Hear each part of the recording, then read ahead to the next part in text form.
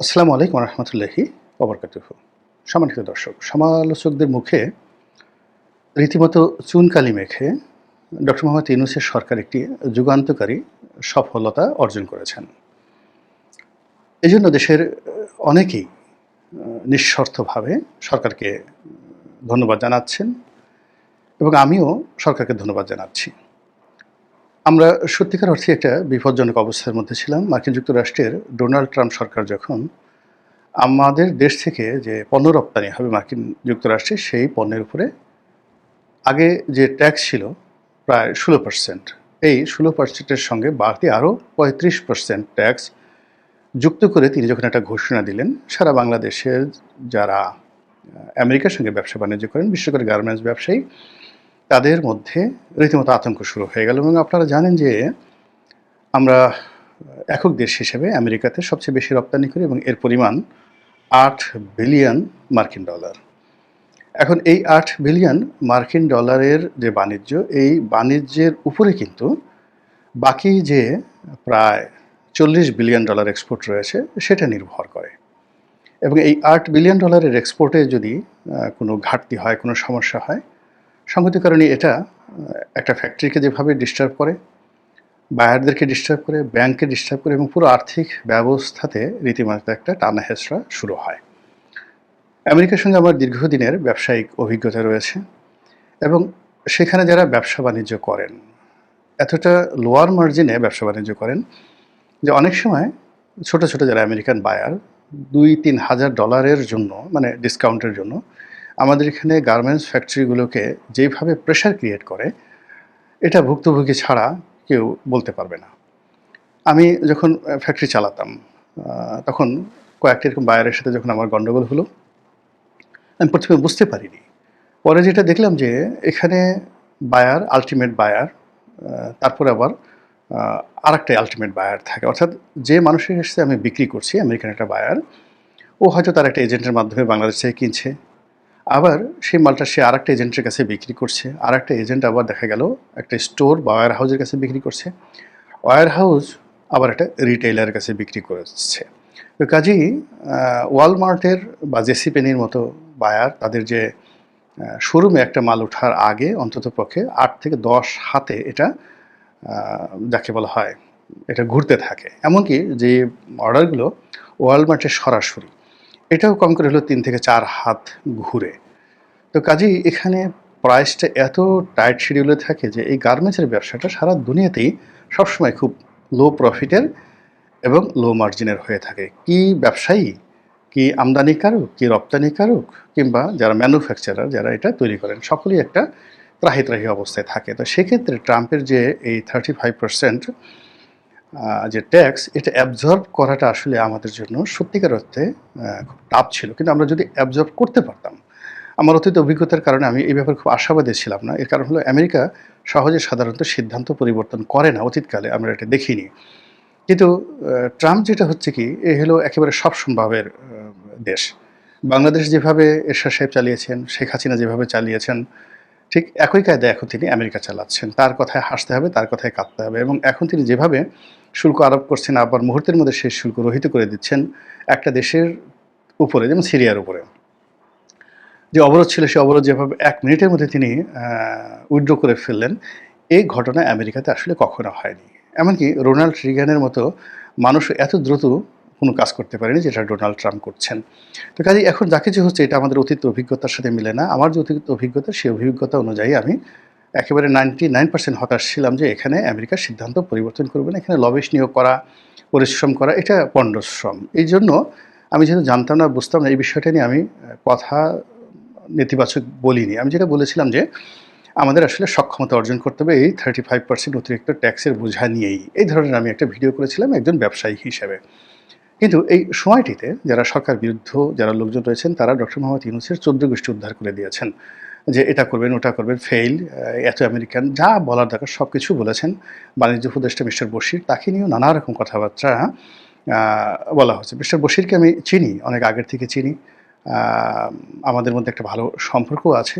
তো উনি ব্যবসায়ী হিসেবে খুব বড় ব্যবসায়ী, সফল ব্যবসায়ী। এবং আকিজ গ্রুপের মধ্যে এখন তো অনেকগুলো ভাগ হয়ে গেছে। তো সেই ভাগাভাগির মধ্যে ইন্ডিপেন্ডেন্টলি অ্যান্ড ইন্ডিভিজুয়ালি উনি সবচেয়ে সুবিধাজনক অবস্থানে রয়েছেন। আর উনার একক ব্যবসা-বাণিজ্য যদি বাংলাদেশে সামগ্রিকভাবে তুলনা করা হয়, তাহলে যেকোনো শিল্প গ্রুপ, সেটা গার্মেন্টস হোক কিংবা অন্য বাইরে হোক, তাদের চেয়ে বেশি হবে বই কম হবে না। এমনকি বসুন্ধরার চাইতেও তাদের জনাব বশিরের যে ব্যবসায়িক ব্যাপ্তি, এটা অনেক অনেক বেশি সাউন্ড এবং উইদাউট লোন টোন এরকম কোনো কিছু নেই। একজন সফল ব্যবসায়ী। তো তাকে আমি একবার জিজ্ঞাসা করেছিলাম, তিনি হয়তো বয়সে আমাদের চেয়ে ২-৩ বছরের ছোট হবেন, এরকম আর কি। তো একবার জিজ্ঞেস করেছিলাম যে, আপনি আপনার জীবনে যে কজন অর্থমন্ত্রীকে দেখেছেন, এটা উনার সাথে আমার এই কথা হয়েছিল ২০১৫ সনের দিকে একটা পারিবারিক অনুষ্ঠানে। তো অনেকক্ষণ আমরা আলাপ আলোচনা করেছিলাম। তখনও রাজনীতি নিয়ে উনার কোনো ওরকম স্বপ্ন কোনো কিছুই ছিল না। উনি এরকম হবেন এটা জানাও ছিল না। একজন ব্যবসায়ী হিসেবে তিনি দেশের রাজনীতি নিয়ে চিন্তিত থাকতেন, ওয়েল কনসার্ন থাকতেন। তো ওই সময় তারা জিজ্ঞেস করছিলাম তার দেখা শ্রেষ্ঠ অর্থমন্ত্রী কে? তো তিনি এক বাক্যে বললেন যে সাইফুর রহমান। কেন? তো সাইফুর রহমানের কতগুলো যুগান্তকারী সিদ্ধান্তের কথা তিনি আমাকে বললেন, যে ব্যবসায়ীদের সাথে মন্ত্রণালয়ের, ব্যবসায়ীদের সাথে এনবিআরের কতগুলো সমস্যা যেগুলো ১০ বছর ১৫ বছর যাবৎ চলছিল, সাইফুর রহমান সাহেব অর্থমন্ত্রীর দায়িত্ব নেওয়ার পরে ম্যাজিক্যালি এই সমস্যাগুলো তিনি যেভাবে অ্যামিকেবলি সমাধান করেছিলেন, এটা তার কাছে খুব আশ্চর্যজনক মনে হয়েছে। তো ওই কথাটা আমার স্মরণে ছিল।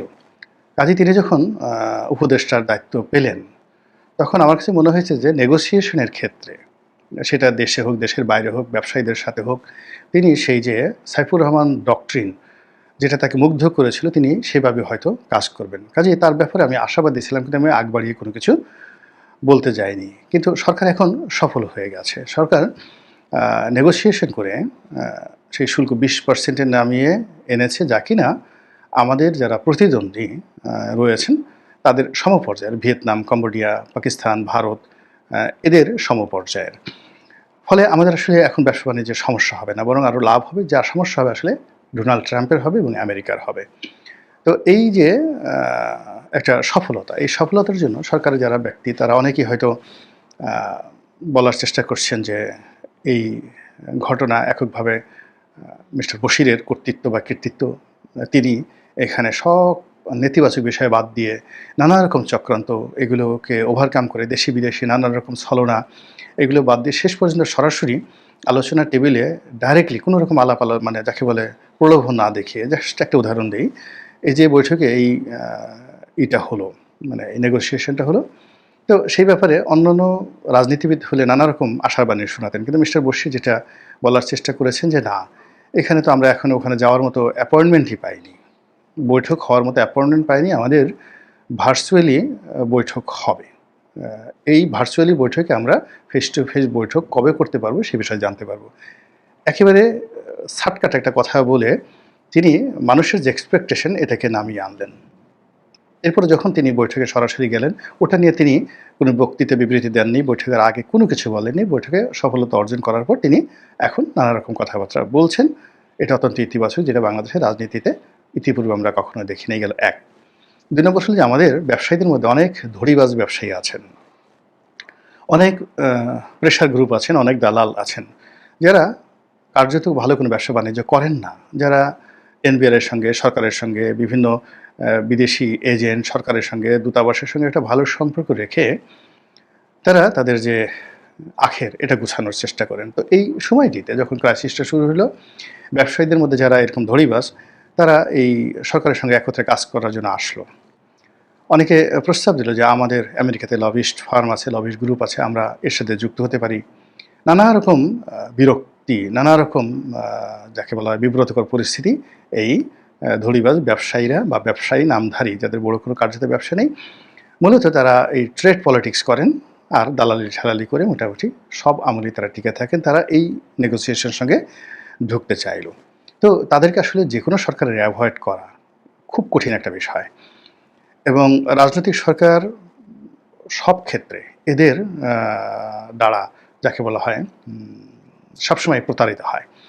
আওয়ামী লীগ হয়, বিএনপি হয়, 111-এর সরকার হয়, এবং এদেরকে অ্যাভয়েড করা যায় না। এমনকি ডক্টর মোহাম্মদ ইউনূস যখন ক্ষমতায় এলেন, তখন প্রথম কয়েক মাস, এই বশির সাহেব আসার আগ পর্যন্ত প্রথম কয়েক মাস এই প্রেশার গ্রুপটা পুরো মানে তছনছ করে ছাল ছেড়ল।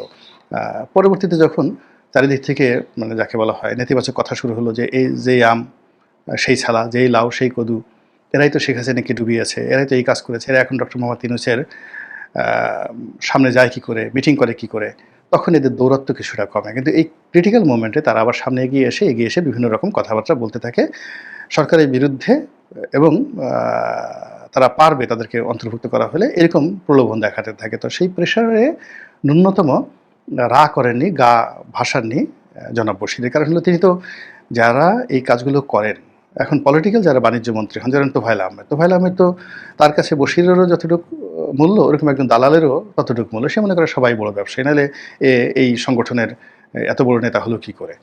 তো তার যে আসলে কোনো ব্যবসা বাণিজ্য নাই, বন্ডের কাপড় বিক্রি করে, ২ নম্বরি করে, তারপর সে দালালি করে যে তার গাড়ি বাড়ি যা কিছু আছে, এটা তো আসলে পলিটিক্যাল যারা আসেন বাণিজ্য মন্ত্রী হিসেবে তারা অনেক সময় বুঝতে পারেন না। কিন্তু মিস্টার বশির তো তিনি একেবারে পোড় খাওয়া বিজনেসম্যান। তিনি জানেন কোন ব্যবসায়ীটা সৎ, কোনটা অসৎ, কোনটা ধড়িবাজ, কার কতটুকু শিক্ষা আছে, কার কতটুকু দীক্ষা আছে, কে কোন পরিবার থেকে এসেছে, কার রুচি কী, পুরো জিনিসটি বাংলাদেশের শীর্ষ ব্যবসায়িক মহলে তার মুখস্থ।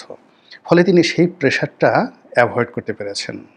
এই জন্য এই সফলতাটা এসেছে, যেটাকে আমি বলবো একটা magical and dynamic success of doctor Mohammad Yunus government. এবং আমি মনে করি ডক্টর মোহাম্মদ ইউনূস যদি তার সকল মন্ত্রণালয়ে এরকম যোগ্য ম্যাজিক্যাল যাকে বলা হয় উপদেষ্টা নিয়োগ করতেন, তাহলে ওই যে তাকে ৫ বছরের যে রাখার বিষয়ে মানুষ যে এখন অধৈর্য হয়ে পড়েছে, তার বিরুদ্ধে কথাবার্তা বলছে, এই জিনিসগুলো কেউ বলতেন। এবং আশ্চর্যের ব্যাপার হলো ওনার এই সফলতার সঙ্গে সঙ্গে দেখা গেল যে উপদেষ্টা পরিষদের মধ্যে এটা ২ ভাগে বিভক্ত হয়ে গেছে। এক বিভাগ বলার চেষ্টা করছেন যে উনি তো একা করেন নাই, এর সঙ্গে তো সেই ওনার যে নিরাপত্তা বিষয়ক উপদেষ্টা খলিলুর রহমান, তারও ভূমিকা রয়েছে। সে তো আমেরিকাতে বসে সেই আমেরিকান গভর্নমেন্টের উচ্চতর যে লোকজন যারা রয়েছেন তাদের সঙ্গে এই কাজগুলো করেছেন। এই কথাগুলো অনেকে বলার চেষ্টা করছেন। অনেকে যারা ব্যর্থ হয়েছেন তারা মুখ টিপে টিপে বলতেছেন, হায় আল্লাহ, কী হলো, কোথা থেকে একজন বশির এলেন, তারপরে শেষে তিনি এই সফলতা লাভ করেন। কিন্তু ইতিমধ্যে বেশ কয়েকজন উপদেষ্টা যারা তাদের মন্ত্রণালয় খুব ভালোভাবে চালাচ্ছেন, তারা কিন্তু মিস্টার বশিরকে প্রশংসা করছেন। যারা এই প্রশংসা করছেন তাদের মধ্যে দেখলাম ফয়জুল কবির নামক যিনি আছেন উপদেষ্টা যোগাযোগ মন্ত্রণালয়ের, বিদ্যুৎ মন্ত্রণালয়ের, যিনি ইতিমধ্যে নন্দিত হয়েছেন। তিনি বললেন যে যোগাযোগ সেই যে উপদেষ্টা, তিনি বললেন যে আল্লাহ যেন এই মিস্টার বশির বাণিজ্য উপদেষ্টাকে হায়াতে তৈবা দান করেন। অর্থাৎ দেখেন এই সফলতা নিয়ে কিন্তু সরকারের ভিতরে বিভক্তি দেখা দিয়েছে। আর অন্যদিকে বাইরে যারা আছেন তারা প্রথাগতভাবে বলার চেষ্টা করছেন, আগে বলতে হবে কী দিয়ে এনেছো, বিনিময়ে সেন্ট মার্টিন দিয়েছো কিনা, বিনিময়ে সেই কী গোপন চুক্তি হয়েছে, এরকম নানা রকম ন্যারেটিভ তৈরি করা হচ্ছে। আমার সিক্স সেন্স যেটা বলছে সেটা হলো যে আমার কাছে মনে হচ্ছে না যে এত তড়িঘড়ি করে সেই বিমান কেনার বা অন্য যে জিনিসগুলো করার কোনো চুক্তি বা কোনো MOU এখানে স্বাক্ষর হয়েছে।